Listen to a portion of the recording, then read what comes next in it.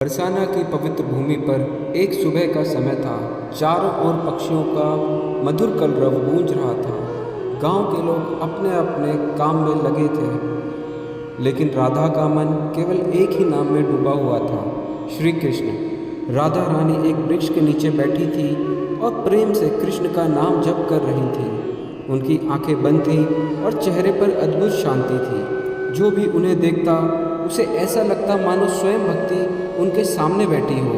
उधर वृंदावन में बैठे कृष्ण अपनी प्रिय राधा रानी की भक्ति देख रहे थे। कृष्ण मुस्कुराए और बोले, राधा का प्रेम संसार में सबसे अनमोल है। आज मैं उनकी परीक्षा लेकर संसार को सच्ची भक्ति का अर्थ बताऊंगा।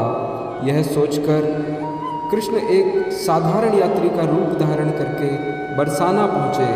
यात्री बने कृष्ण राधा रानी के पास गए और बोले, राधे, मैं दूर देश से आया हुआ हूँ। मैंने सुना है कि तुम कृष्णा नाम का बहुत जप करती हो, लेकिन क्या तुम्हें उनसे कोई लाभ मिला है?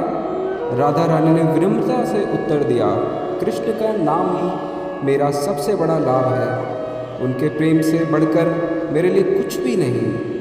यात्री ने फिर पूछा, अगर कृष्ण तुम्हें कभी दर्शन ना दें तो क्या तुम उनका नाम लेना छोड़ दोगी?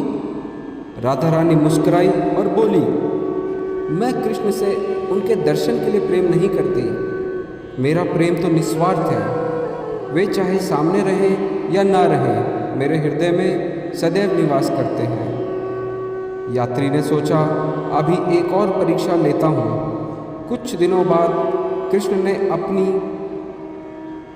योग माया से पूरे बरसाना में यह खबर फैला दी कि कृष्ण बहुत दूर चले गए हैं और अब कभी वापस नहीं आएंगे। यह समाचार सुनकर पूरा गांव दुखी हो गया। कई लोगों ने कृष्ण की चर्चा करना भी कम कर दिया, लेकिन राधा रानी के प्रेम में कोई कमी नहीं आई। वे पहले से भी अधिक श्रद्धा से कृष्ण का नाम जपने लगे। सुबह, दोपहर, शाम और रात हर समय उनके होठों पर केवल श्याम श्याम का नाम रहता।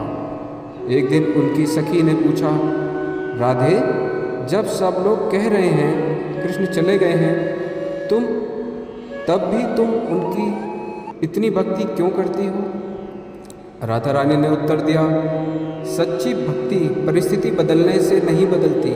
प्रेम का अर्थ साध होना नहीं, बल्कि हृदय में बस जाना है। कृष्ण मेरे हृदय में है, इसलिए ये कभी मुझसे दूर नहीं हो सकते।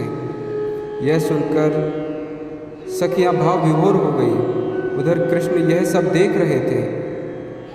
उनकी आंखों में भी प्रेम के आंसू आ गए। वे समझ गए कि राधा की भक्ति किसी परीक्षा की मोहताज नहीं। अगले दिन कृष्ण अपने दिव्य स्वरूप में राधा रानी के सामने प्रकट हुए। उनके हाथ में बांसुरी थी, सिर पर मोर मुकुट था और चेहरे पर दिव्य मुस्कान। कृष्ण को देखकर पूरा बरसाना आनंद से भर गया। कृष्ण ने राधा से कहा, राधे, तुम्हारी भक्ति ने मुझे भी जीत लिया है। संसार में अनेक भक्त हैं, लेकिन तुम्हारा प्रेम सबसे निराला है। तुमने कभी मुझसे कुछ मांगा नहीं, केवल प्रेम किया है। राधा रानी ने सिर झुकाकर कहा, प्रभु, मेरे लिए आपका प्रेम ही बड़ा वरदान है। कृष्ण बोले, आज से जो भी भक्त सच्चे मन से राधा का नाम लेकर मेरी भक्ति करेगा, उस पर मेरी विशेष कृपा होगी। इतना कहते ही आकाश में पुष्पों की वर्षा होने लगी। देवताओं ने राधे राधे और जय श्री कृष्ण के जयकारे लगाए।